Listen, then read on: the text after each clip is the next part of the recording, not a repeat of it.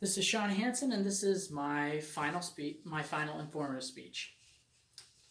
Every year, 40 million Americans suffer from chronic long-term sleep disorders, while an additional 20 million Americans experience occasional sleep problems. Why is this?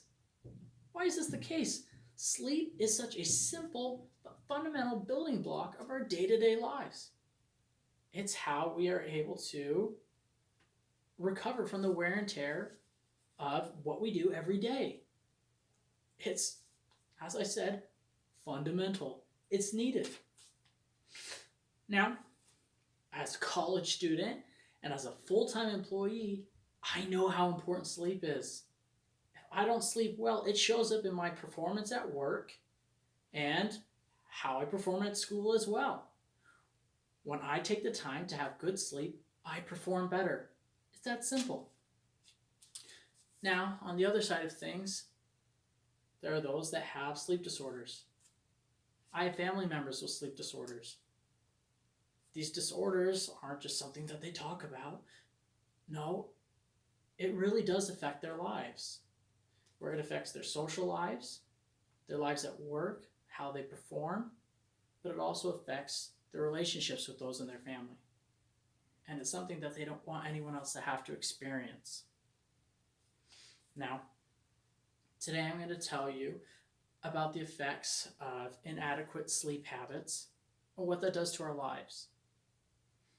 But I'm also going to go through and talk about the ways that scientists have told us how we can better our sleep, what we can do to improve our healthy habits of sleep so that things can be better. So, is sleep important for you? Yes, if you've been listening at all. And if you continue to listen, the one thing that you get is that sleep is important. Unfortunately, at this time, though, so many Americans have such an unhealthy relationship with sleep. And it's getting to the point where it's leading to sleep disorders, but also other health problems.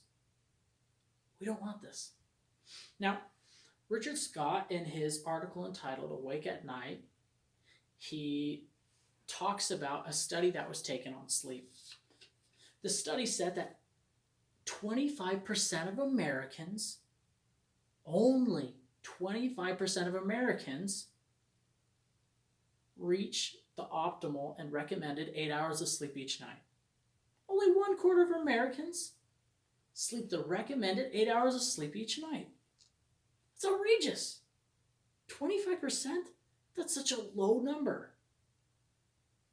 On the other hand, in a 7-year period, the percentage of those that slept 6 hours or less increased from 12% to 16%.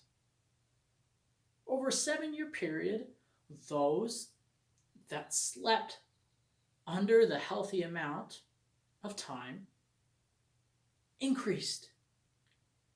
So, as our technological advances go up, as our medical studies go up, our sleep's going down.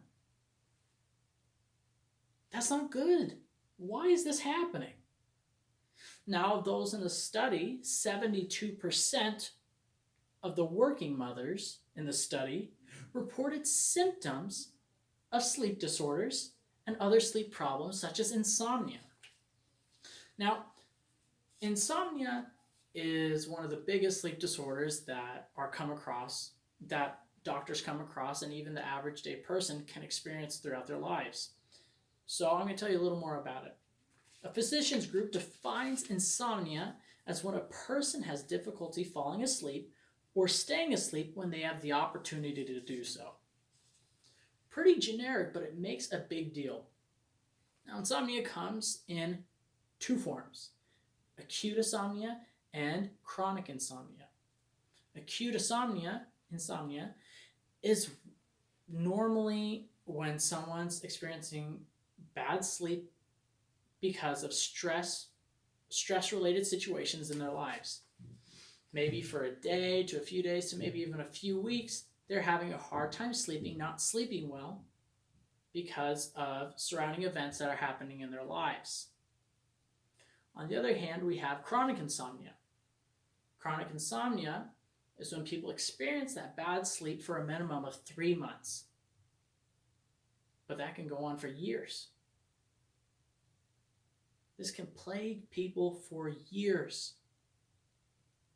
I have a relative that currently has chronic insomnia. And he's had it for over a decade.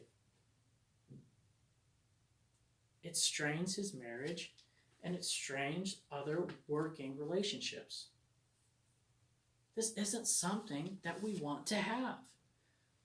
Insomnia leads to fatigue in our lives, but also gives us low energy, makes it harder to concentrate, and we even experience mood swings. These sleep disorders, well, backing up, bad sleep habits lead not only to sleep disorders, but also to other health and mood disorders such as depression.